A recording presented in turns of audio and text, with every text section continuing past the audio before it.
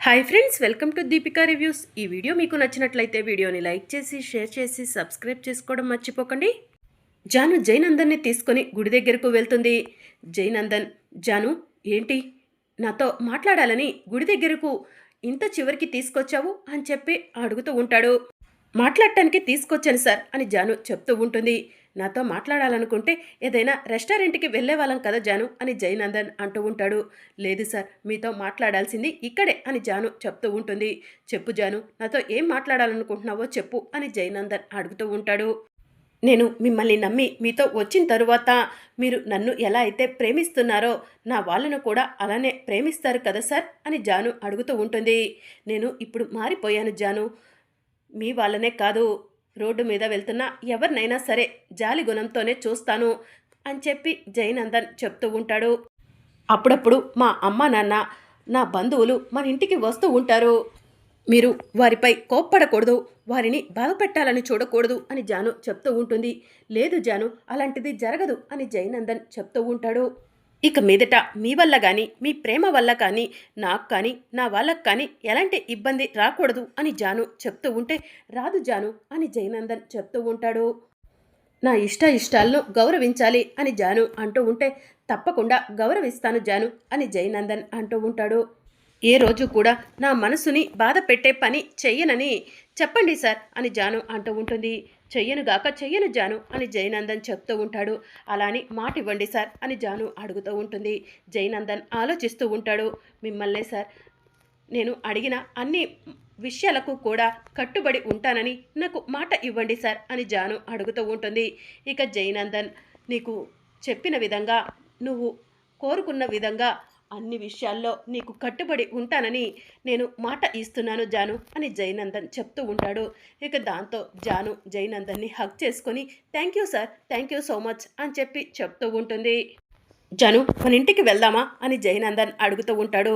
అమ్మ వాళ్ళ దగ్గరకు వెళ్ళి అమ్మ వాళ్ళకు విషయం చెప్పి వెళ్దాం సార్ అని జాను అంటూ ఉంటుంది. సరే జాను అని జైనందన్ అంటాడు. జైనందన్ జాను ఇద్దరూ కలిసి శ్రీనివాసరావు లక్ష్మి ఉన్న ఇంటి దగ్గరకు వస్తారు. అమ్మ జాను, అల్లుడు గారితో మాట్లాడాలని తీసుకెళ్ళావు, మాట్లాడావా, ఏ నిర్ణయం తీసుకున్నావు అని లక్ష్మి జానుని అడుగుతూ ఉంటుంది.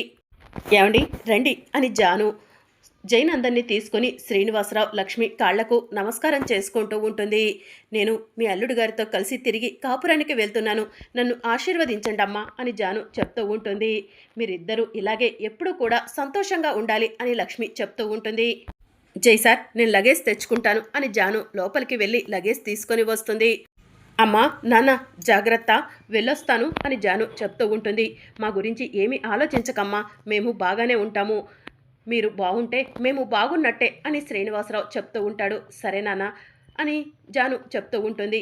బాబు, అమ్మాయి బాధపడకుండా చూసుకో, అప్పుడప్పుడు అమ్మాయి మీరు ఇంటికి వస్తూ ఉండండి అని చెప్పి శ్రీనివాసరావు చెప్తూ ఉంటాడు.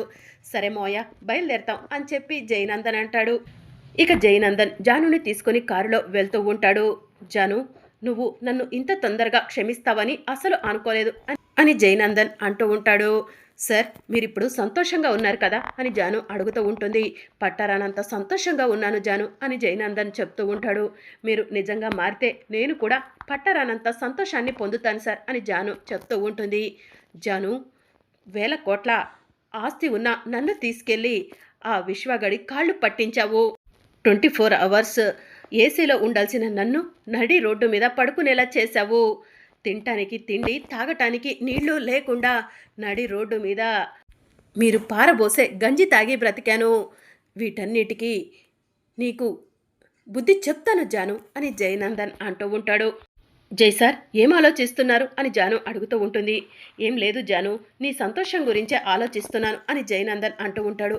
నా సంతోషం కోసం మీరు స్పెషల్గా ఏమీ చేయాల్సిన అవసరం లేదు సార్, నేను కోరుకునేది మీరు మారటం, నా ఇష్టాలకు గౌరవం ఇవ్వటం, నా వాళ్ళను ప్రేమించటం, అందరితో కలిసి ఉండటం, ఇదే సార్ నేను కోరుకునేది అని జాను చెప్తూ ఉంటుంది. నేను మారానో లేదో ఇంటికి వెళ్ళాక నీకే తెలుస్తుంది కదా జాను అని జైనందన్ అంటూ ఉంటాడు. ఇక మరోవైపు బసవరాజు కోపంగా తన రూమ్లో కూర్చొని ఉంటాడు. సూపర్నిక బసవరాజుకి ఫోన్ చేస్తుంది. బసవరాజు ఫోన్ లిఫ్ట్ చేసి హలో ఎవరు అని కోపంగా అంటూ ఉంటాడు. ఏంటి బసవరాజు గారు, అప్పుడే మర్చిపోయారా, నేను సూపర్నికను మాట్లాడుతున్నాను అని సూపర్నిక చెప్తూ ఉంటుంది. ఏంటమ్మా ఎందుకు ఫోన్ చేశావు అని బసవరాజు అడుగుతూ ఉంటాడు. మీ కొడుకుకు పుట్టని కూతుర్ని తన కూతురుగా అందరి ముందు చెప్తుంటే మీకు సిగ్గుగా లేదా అని సూపర్నిక అడుగుతూ ఉంటుంది. ఆడపిల్లవి కాబట్టి నిన్ను ఏమీ అనకుండా వదిలేస్తున్నాను, లేదంటే నువ్వు అనే మాటకి నిన్ను చంపేసేవాణ్ణి అని బసవరాజు అంటూ ఉంటాడు. నేనేమీ లేనిదాన్ని కల్పించేమీ చెప్పట్లేదు కదా. మీ అబ్బాయి తనకు పుట్టని కూతురు అయిన ఖుషిని స్కూల్లో అందరి ముందు తన కూతురని గొప్పగా చెప్పుకుంటున్నాడు. అసలు మాకే చూడటానికి తల కొట్టేసినట్టుగా ఉంది అని సూపర్నిక చెప్తూ ఉంటుంది. ఏం చేయమంటావమ్మా, ఏమంటా అయితే ఆ తులసి మా ఇంటి కోడలైందో మాకు శని పట్టినట్టు అనిపిస్తుంది, నా తల కొట్టేసినట్టుంది అని బసవరాజు చెప్తూ ఉంటాడు. బసవరాజు గారు, మేము కోరుకున్న విధంగా ఖుషిని మాకు అప్పచెప్పండి, మీ పరువు నిలబడుతుంది, మీకు ఎంత డబ్బు కావాలంటే అంత డబ్బు ఇస్తాను అని సూపర్నిక చెప్తూ ఉంటుంది. ఖుషిని ఎన్నోసార్లు మీకు అప్పచెప్పాలని చూశాను, కానీ కుదరలేదు కదమ్మా అని బసవరాజు అంటూ ఉంటాడు. ఇప్పుడు నేను ప్లాన్ చెప్తాను, దాన్ని మీరు అమలు చేయండి అని సూపర్నిక చెప్తూ ఉంటుంది. ఏంటది అని బసవరాజు అడుగుతూ ఉంటాడు. సూపర్నిక ఏదో చెప్తూ ఉంటుంది, అదంతా మనకు వినిపించదు. నేను చెప్పింది చెప్పినట్టు చేస్తే ఆ ఖుషి మా దగ్గరకు వస్తుంది, మీరు కోరుకునే డబ్బు మీ సొంతం అవుతుంది అని చెప్పి సూపర్నిక చెప్తూ ఉంటుంది. డబ్బు విషయం పక్కన పెట్టు, ఆ ఖుషి మా ఇంట్లో ఉండటానికి వీల్లేదు, ఖుషి వల్ల మా కుటుంబం అల్లకల్లోలం అవుతుంది అని బసవరాజ్ చెప్తూ ఉంటాడు. అయితే నేను చెప్పిన ప్లాన్ని ఈ రాత్రికే అమలు చేయండి అని సూపర్నిక చెప్తూ ఉంటే, సరే నేను చెప్పిన లొకేషన్కి మీరు వచ్చేయండి, మీకు పాపను అప్పచెప్పేస్తాను అని బసవరాజు చెప్తూ ఉంటాడు. సరే అని చెప్పి సూపర్నిక అంటుంది. భార్గవ్, ప్లాన్ సక్సెస్, ఈరోజు ఆ బసవరాజు ఖుషిని తీసుకొస్తాడు, ఖుషిని మనం ఎత్తుకెళ్ళిపోతున్నాం అని చెప్పి సూపర్నిక చెప్తూ ఉంటుంది. ఇక మరోవైపు బసవరాజు అన్న మాటకు ఖుషి బాధపడుతూ తన రూమ్లోకి వెళ్ళి ఏడుస్తూ ఉంటుంది. ఇక తులసి ఖుషి దగ్గరకు వెళ్ళి, ఖుషి బాధపడకమ్మా, తాతయ్య కోపం నీకు తెలిసిందే కదా అని చెప్పి అంటూ ఉంటుంది. ఎందుకమ్మా, తాతయ్య నన్ను చూస్తే అలా కోప్పడతారు, అమ్మమ్మ ప్రేమగా చూసుకుంటుంది, ఫ్రెండు ప్రేమగా చూసుకుంటాడు, కీర్తి ఆంటీ ప్రేమగా చూసుకుంటుంది, జేజమ్మ తాతయ్య మాత్రమే ఎందుకు నా పైన కోప్పడతారు అని ఖుషి అడుగుతూ ఉంటుంది. వీళ్ళంతా ఎలా అయితే నిన్ను ప్రేమగా చూసుకుంటారో తాతయ్య బామ్మ కూడా త్వరలోనే నిన్ను అలాగే ప్రేమగా చూసుకుంటారమ్మా, వాళ్ళు అన్న మాటకి నువ్వు బాధపడకు, తాతయ్య ఏదో కోపంలో ఆ కోపాన్ని నీపై చూపించారు అని తులసి ఖుషికి ధైర్యం చెప్తూ ఉంటుంది. అంతే అంటావమ్మా, తాతయ్య ఏదో కోపంలో నన్ను తిట్టారే కానీ కావాలని కాదా అని ఖుషి అంటూ ఉంటుంది. అవును ఖుషి, కావాలని కాదు అని చెప్పి తులసి చెప్తూ ఉంటుంది. తాతయ్య చాలా మంచివాళ్ళు, తాతయ్యపై కోపం పెంచుకోవద్దమ్మా, ఆయన త్వరలోనే నిన్ను అర్థం చేసుకుంటారు, దగ్గరికి తీసుకుంటారు, తన మనవరాలని గర్వంగా చెప్పుకుంటారు అని తులసి చెప్తూ ఉంటుంది. ఇది నిజంగా జరుగుతుందా అమ్మా అని ఖుషి అడుగుతూ ఉంటే, తప్పకుండా జరుగుతుంది ఖుషి అని తులసి చెప్తూ ఉంటుంది. అయితే సరే అమ్మా అని ఖుషి చెప్తూ ఉంటుంది. ఇదంతా కూడా సిద్ధు దూరం నుంచి చూస్తూ ఉంటాడు. ఖుషి రూమ్లో నుంచి బయటకు వెళ్ళగానే సిద్ధు తులసి ఉన్న రూమ్లోకి వెళ్తాడు. ఖుషిది చిన్న మనసు, తన చిన్న మనసు బాధపడకుండా నాన్నపై కోపం పెట్టుకోకుండా తనకి అర్థమయ్యేలా చెప్పావు, థ్యాంక్స్ అని సిద్ధు చెప్తూ ఉంటాడు.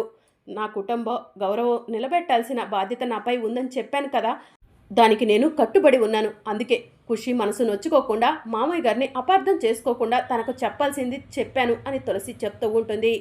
అయితే మా నాన్నకు ఎమ్మెల్యే సీట్ రాకుండా ఎందుకు చేశావు అని చెప్పి సిద్ధు అంటూ ఉంటాడు.